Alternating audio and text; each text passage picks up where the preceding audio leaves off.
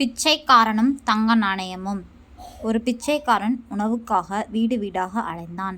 அவன் மிகவும் அசிங்கமாக கிழிந்த உடைகளோடு சிக்குப்பிடித்த தலைமுடியோடு இருந்தான். ஒரு பழைய கோணிப்பையே அவனுக்கு உடைமையாக இருந்தது. ஒவ்வொரு வீடாக போய் பார்த்துவிட்டு எதுவும் கிடைக்காவிட்டால் தனக்குள் அந்த வீட்டை பற்றி சொல்லிக் கொள்வான். ஒரு வீட்டின் முன்னே போய் சொன்ன வார்த்தைகள்: வீடு மிக பெரியது, ஆனால் இங்குள்ளவர்களுக்கு பணம் நிறைய இருந்தும் திருப்தி இல்லை. அவர்கள் எப்போதும் அதிகமாகவே எதிர்பார்க்கிறார்கள். கடைசியில் அவர்கள் பேராசையால் எல்லாவற்றையும் இழப்பார்கள். இன்னொரு வீட்டுக்கு போனான். உணவு கிடைக்கவில்லை. இந்த வீட்டில் உள்ளவன் கோடீஸ்வரன். ஆனால் இருக்கிற பணத்தில் திருப்தி அடையாமல் அவற்றை இரட்டை மடங்காக்க சூதாடினான். கடைசியில் எல்லாவற்றையும் இழந்தான். எனக்கோ கொஞ்ச பணம் கிடைத்தால் போதும், திருப்தி கொள்வேன், அதிக ஆசைப்பட மாட்டேன் என்று அந்த பிச்சைக்காரன் சொன்னதும் அதிர்ஷ்ட தேவதை அவன் முன்னே தோன்றியது.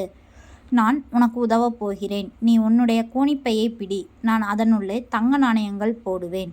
உனக்கு எவ்வளவு வேண்டுமோ பெற்றுக்கொள். பிச்சைக்காரன் அதிர்ஷ்ட தேவதையை பார்த்தான். அதன் கரங்களில் தங்க நாணயங்கள் நிறைய இருந்தன.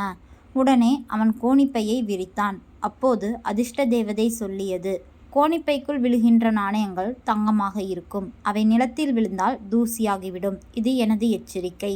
பிச்சைக்காரன் மிகுந்த மகிழ்ச்சியோடு இருந்தான். அதிர்ஷ்ட தேவதை மீண்டும் எச்சரித்தது.